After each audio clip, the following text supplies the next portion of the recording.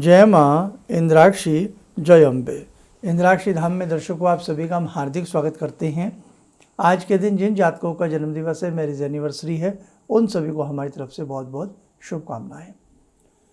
एक ऐसे 9 कर्म बताए गए हैं, अगर हमें यशस्वी बनना है, हमें धनवान बनना है, लक्ष्मीवान बनना है और भाग्यवान बनना है, तो हमें 9 कर्म ऐसे हैं जो हमेशा करते रहने चाहिए। हो सकता है उन 9 कर्मों में आप बहुत लोग ऐसे हों जो सारे के सारे कर्म करते हों, 5 करते हों, 7 करते हों, 4 करते हों। तो वो ऐसे कौन कौन से शुभ 9 कर्म हैं जिन्हें करने से व्यक्ति अपने आप को लक्ष्मीवान, धनवान, वैभववान सरलता से और शीघ्रता से बना सकता है।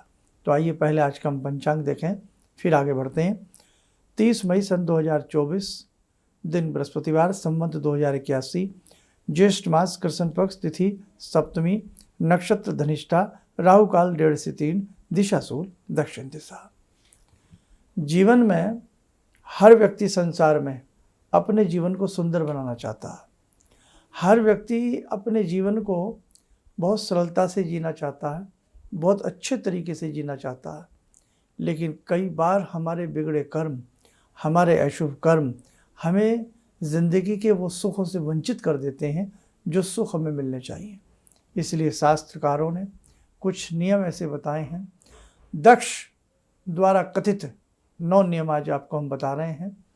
आप यदि ये करते हैं तो निश्चित रूप से आपके घर में लक्ष्मी का आगमन होगा और कहीं ना कहीं आप अपने आप को यशस्वी महसूस करेंगे। तो आइए जानें वो 9 कर्म। सबसे पहला, संध्या। त्रिकाल अथवा प्रातःकाल यानी कि 3 समय या प्रातःकाल में हमें प्राणायाम एवं गायत्री मंत्र, अपने गुरु मंत्र, इष्ट मंत्र का जाप करना चाहिए। अर्थात पहला नियम, हमें संध्या अवश्य करनी चाहिए। नंबर 2, स्नान। बहुत लोग स्नान करते हुए भी आलस्य में आ जाते हैं, जी कतराते हैं।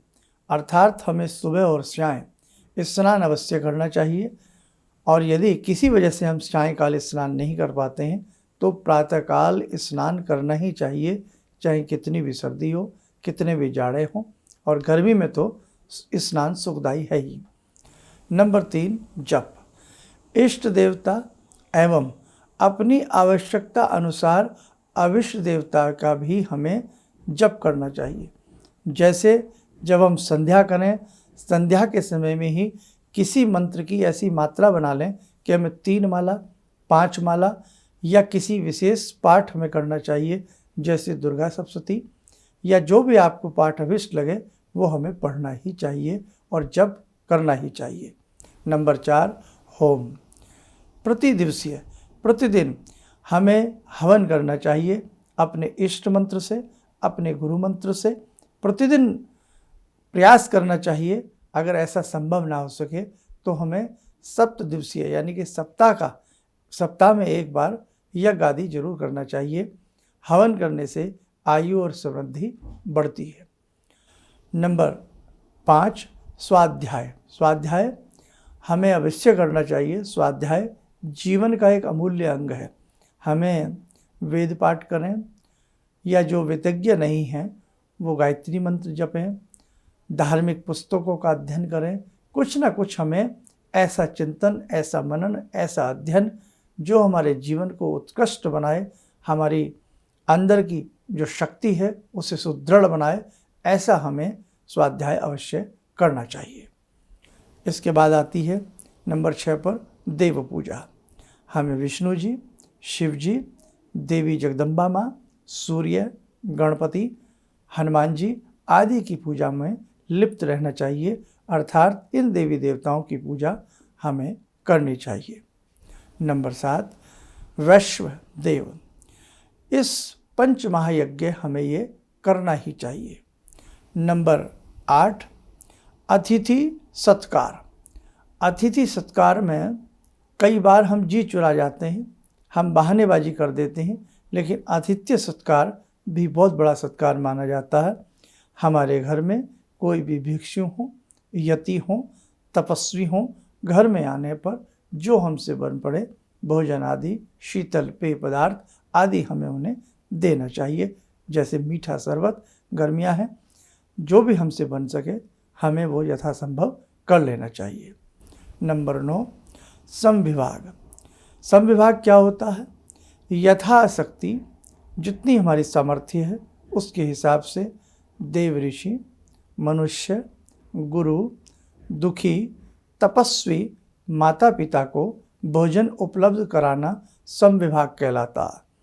कई बार घर में माता पिता तो हैं लेकिन पुत्र कुपुत्र हो जाता है, वो उनकी सेवा करना नहीं चाहता है, तो ऐसे में भी बहुत बड़ा आपको दोष लगेगा।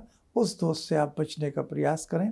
यथाशक्ति तभी कहा गया है देव ऋषि, मनुष्य, गुरु या कोई दुखी व्यक्ति हो, तपस्वी हो, माता पिता हो, उन्हें भोजन कराना समविभाग कहला जाता है।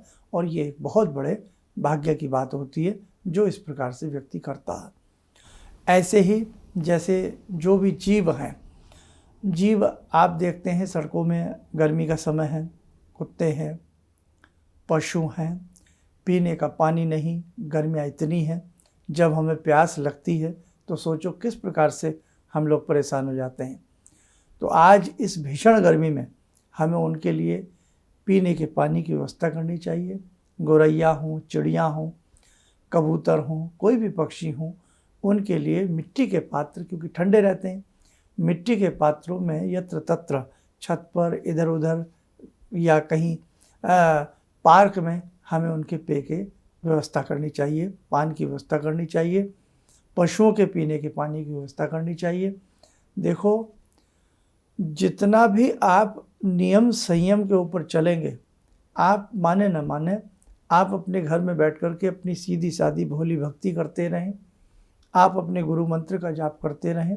दीक्षा नहीं ली है तो जिन्हें आप इष्ट मानते हैं या जो आपकी भावनाओं में बसते हैं, आप जिनको भी मानते हैं, भगवान शिव के आपके आराध्य हैं, जगदम्बा आपकी आराध्या हैं, जिनके भी प्रति आपका पूर्ण झुकाव है, उनकी सेवा साधना, उनके किसी भी मंत्र को निरंतर जपते रहें, उसी मंत्र से यज्ञ आदि करते रहें। जैसे आप निवारण मंत्र जपते हैं, निवारण मंत्र में स्वाहा लगा करके एक माला प्रतिदिन भी कर सकते हैं, नहीं तो सप्ताह में नियम बनाएं, सप्ताह में एक दिन हम यज्ञ करेंगे। गायत्री मंत्र निरंतर रूप से हमें ऐजपा जप भी जपना चाहिए। जो आपका इष्ट मंत्र है उसे भी ऐजपा जप के रूप में जपना चाहिए।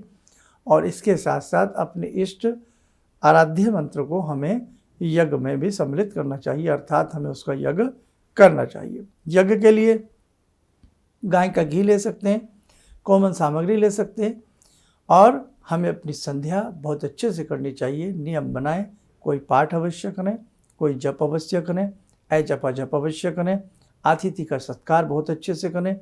माता पिता हैं, उनकी बहुत सुंदर तरीके से यथाशक्ति यथा भाव हमें उनकी सेवा करनी चाहिए, भावनात्मक रूप से भी और हर तरह से। इसी के साथ साथ घर में कोई अतिथि आता है उसका हमें यथासंभव आतिथ्य सत्कार भी करना चाहिए। आज देख रहे हैं कितनी दूरियां पैदा हो गई हैं। आज जल्दी से कोई कहीं जाता नहीं, जल्दी से कोई किसी को बुलाता नहीं, दोनों बातें हैं। कारण है कि कहीं ना कहीं कमी आई है आतिथ्य सत्कार में। और पहले शादियां होती थी तो बारात जो होती थी वो 3-3, 4-4 दिन के लिए एक जगह ठहरा करती थी, फिर परंपरा बदली, फिर केवल एक रात्रि पर आ गई, और अब तो बस यही वाली बात है कि फेरे तो बहुत जब भी होते होंगे, आदमी ने अपना जो भी सगन देना लेना है वो दिया, और जो कुछ खाना पीना है खाया, नहीं तो खाया और भागो। आधी रात होती नहीं कि सन्नाटा छा जाता है और केवल परिवार के लोग ही फेरों में सम्मिलित होते हैं। कटु सत्य है भैया ये। तो कहने का भाव, आगे आगे आने वाले समय में अगर यही हाल रहा तो शायद ऐसा भी हो सकता है कि भाई आपके घर में आप मिठाई के डिब्बे तो जाते ही जाते हैं, और कुछ खाने पीने की सामग्री और बढ़ा करके दे दी जाएगी कि साहब शादी है, ये मिष्ठान है, ये भोजन है, आप घर पे कर लीजिए, लिफाफा आप गूगल पे कर दीजिएगा या कुछ और कर दीजिएगा। तो उसके बाद क्या होगा? फिर तो चरम सीमा है, सब कुछ ख़त्म हो जाएगा। फिर तो बहुत बहुत दिन बाद पता लगेगा भाई बच्चों की शादी कर दी, पड़ोसी को नहीं पता लगेगा कब इसने बेटी की शादी की, बेटे की शादी की। आज भी नहीं पता लगता है बहुत जल्दी से बहुत सारी चीज़ों का। तो बहुत समय में परिवर्तन आया, लेकिन भैया परिवर्तन कितना भी ज़िंदगी में और समय में आ जाए, लेकिन प्रकृति नहीं बदली है, प्रकृति वही है, वही वृक्ष हैं, वही वृक्ष बेचारे हमें फल दे रहे हैं, वही नदियाँ हमें जल दे रही हैं। वो बात अलग है, उस जल को हम प्रदूषित कर रहे हैं, उन पहाड़ों को हम काट रहे हैं, वो हमारी गलती है। चांद वही है, सितारे वही हैं, सूर्य भगवान जैसे निकलते थे वैसे ही निकलते आ रहे हैं। प्रकृति ने, नवग्रहों ने कहीं कुछ बदलाव नहीं किया, बदले हैं तो हम लोग बदल गए हैं। तो हमें प्रकृति को समझना चाहिए कि यथावत रूप से प्रकृति जैसी थी वैसी ही चली आ रही है और प्रकृति वैसी ही चलती रहेगी। अगर हम लोग ना बदले तो और ज़्यादा हम विनाश की तरफ चले जाएंगे। इसलिए समय समय पर हमारे शास्त्रों में, हमारे ऋषि मुनियों ने किसी न किसी रूप में शुभ कर्म करने की हमें हमेशा प्रेरणा दी है। तो इसलिए बेटा, ये 9 कर्म में है। वैसे तो आप सब समझदार हैं, आप जब भी करते होंगे तब भी करते होंगे, स्नान तो सभी करते हैं, कहने वाली बातें नहीं होती हैं, लेकिन एक विधि विधान से। कई बार हमारा स्नान भी ऐसा होता है कि जीवन में हम कोई संकल्प नहीं ले पाते, जीवन में हम 40 दिन की भी किसी साधना के पड़ाव में बैठ नहीं पाते हैं, अपने हिसाब से सब कुछ हम करते रहते हैं। इसीलिए गुरु की आवश्यकता होती है कि गुरु जब आपकी उंगली पकड़ता है तो आपको हर प्रकार के विधि विधान से अवगत कराता है, आपको ऐसी ऐसी साधनाएं प्रदान करता है, आपके जीवन को उत्कृष्ट बनाने का सदैव गुरु प्रयास करते हैं। गुरु जो अंधकार में प्रकाश पैदा कर दे, गुरु ऐसा कार्य आपके जीवन में करता है। इसलिए अपने जीवन में गुरु दीक्षा से भी जुड़ना चाहिए, गुरु दीक्षा भी लेनी चाहिए। और बाकी आप जीवन में जितना अच्छा कर्म करेंगे, जो भी आपको लगे, आपके मन को जचे कि ये शुभ है, ये अच्छा कर्म है, उसे बेटे बिना मुहूर्त देखे भी कर लिया करें। कई बार वो मौका मुहूर्त के चक्कर में दोबारा नहीं मिलता है ना। तो आइए, अब समय हो चला आज की ध्यान साधना का। जुड़ते हैं जगत जननी जगदम्बा से। ॐ सिन्दूरारुण विग्रहां त्रिनयनां माणिक्यमूले स्फुरात् स्तारानायकशेखरं स्मितमुखी भापेन वाक्षोरुवां पाणिभ्यामलपूर्णरत्नचषकां रत्नोत्परां बिभ्रति सौम्यां रत्नघटस्थरक्तचरणां ध्यायेत् पराम् अम्बिकां खड्गं चक्रगदेषु चापपरिगान् शूलम्बुशोण्डिं शिरा शङ्खं समदधतीं करे स्त्रीनयनां सर्वाङ्गभूषावृतां नीलासमद्युतिमास्य पाददशकां सेवे महाकालिकां यामास्तो स्वपितैहरो कमलजो हन्तुं मधुं कैटवं विद्युद्दामसमप्रभां मृगपते स्कन्दस्थितां भीषणां कन्या विहकरवालखेटविलसा धस्ताविरासेवितां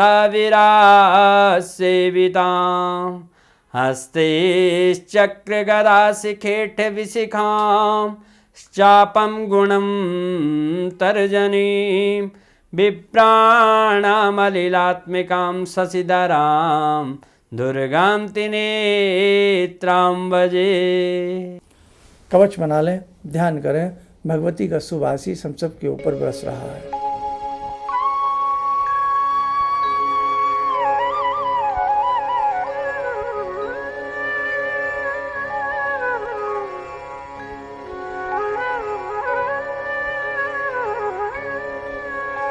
ओम बोलते हुए नेत्र खोलें, सामान्य हो जाए। देखो साधकों, बहुत सारी ऐसी चीज़ें हैं जो समय समय पर आपको और हमें करनी है। आगामी समय में एक बहुत उत्कृष्ट साधना मार्ग हम आपको बताएंगे, उससे आप जुड़ने का प्रयास करें ताकि आपका जीवन धन्य बन सके और आप अपने जीवन में अपने आप को बहुत प्रसन्न महसूस कर सकें। चलिए, आप सब लोग स्वस्थ रहें, सुखी रहें। इन्हीं शुभकामनाओं के साथ हम अपनी वाणी को विराम देते हैं। जय जय अम्बे। भगवान से जुड़ो, और भगवान से जुड़ने का जरिया आपने बताया, बहुत अच्छा लगा, बहुत धन्यवाद। और सनातन धर्म को जिंदा रखने के लिए आप जो प्रयास कर रहे हैं वो बहुत सराहनीय है। हम लोग को मौका मिला है। हम लोग भाग्यशाली हैं जो आपके करीब आने का हम लोग को मौका मिला है। किसी भी समस्या के समाधान के लिए मिले प्रसिद्ध हस्तरेखा एवं वास्तु विशेषज्ञ प्रोफेसर धर्मेंद्र शर्मा जी से। नोट: शिविर में भाग लेने हेतु एवं व्यक्तिगत रूप से मिलने के लिए कॉल करने का समय सुबह 10 बजे से शाम 6 बजे तक। हमारे विभिन्न ज्ञानवर्धक कार्यक्रम देखने के लिए आप हमें अभी सब्सक्राइब करें, बेल आइकन को प्रेस करें ताकि आप देख सकें हमारा कार्यक्रम सबसे पहले। और अधिक जानकारी के लिए फेसबुक पेज को लाइक करना न भूलें।